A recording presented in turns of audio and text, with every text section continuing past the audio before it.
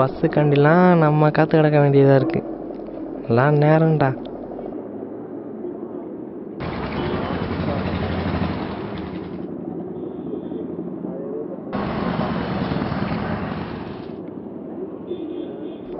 Hello,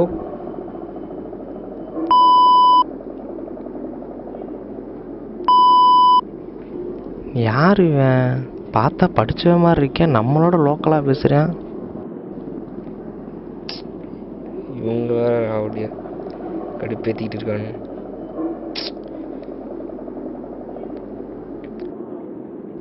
நம்ம அடிக்கலாமே.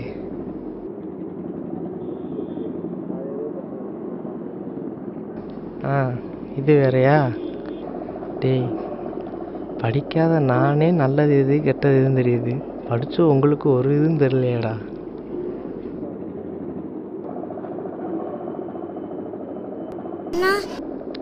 என்னடா சின்ன பையன் கூப்பிடுறான், அப்போ கூட கீழே போடுறானா பார்த்தியா? சரி, எங்களோட அண்ணாவும் இதே மாதிரி தான் கிஸ் பண்ணும்போது தள்ளி விடுவாங்க. அதனால தான் எங்களோட அண்ணா ஞாபகம் வந்துருச்சு. அப்படியா? போய் அண்ணனுக்கே கொடு. கொடுக்கலாம், ஆனால் அவங்க இல்லையே.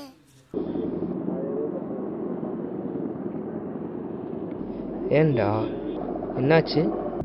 அவங்களும் இந்த மாதிரி சிகரெட் பொறிச்சு இறந்துட்டு போயிட்டாங்க.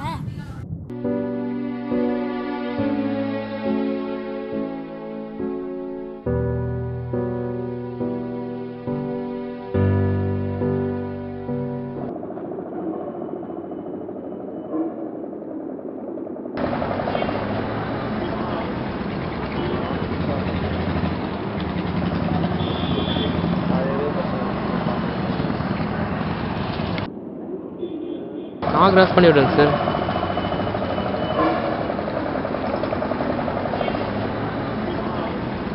ஸ்மோக் பண்ணீங்களா?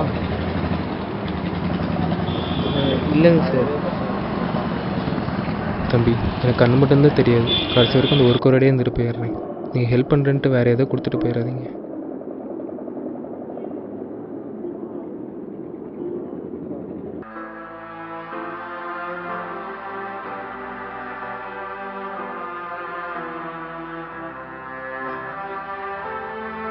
இப்போ கிஸ் பண்ணு.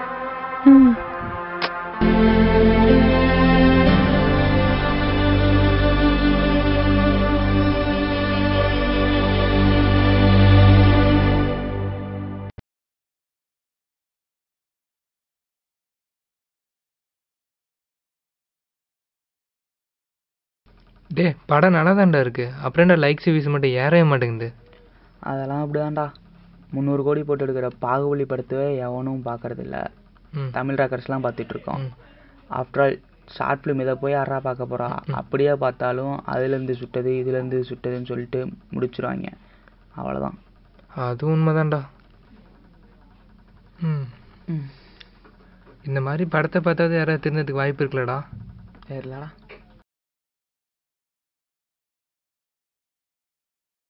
தீப்பெட்டி எங்கடா? ஐயோ, தம்பி கால் பண்ணுறானே. ஹலோ,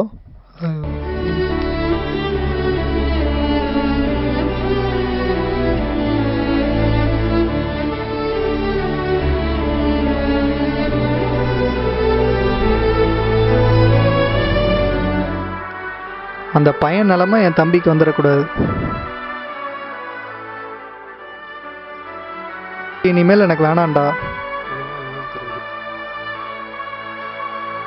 டேய் ஒன்னாண்டா ஆரம்பித்தோம். இருறா, நீ மட்டும் இப்போ தனியாக போகிற. இருறா, நானும் வரேன்டா. டே,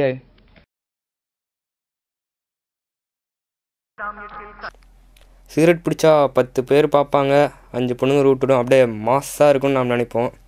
ஆனால் அதே அந்த 10 பேர் தள்ளி போனதுக்கப்புறம் என்ன பேசணும்னு கேட்டிருக்கீங்களா? இது எல்லாமே ஒரு ஃபேக் மாஸ் தான்.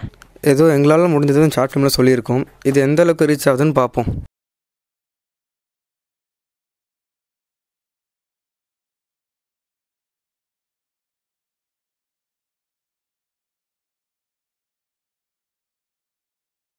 Yeah.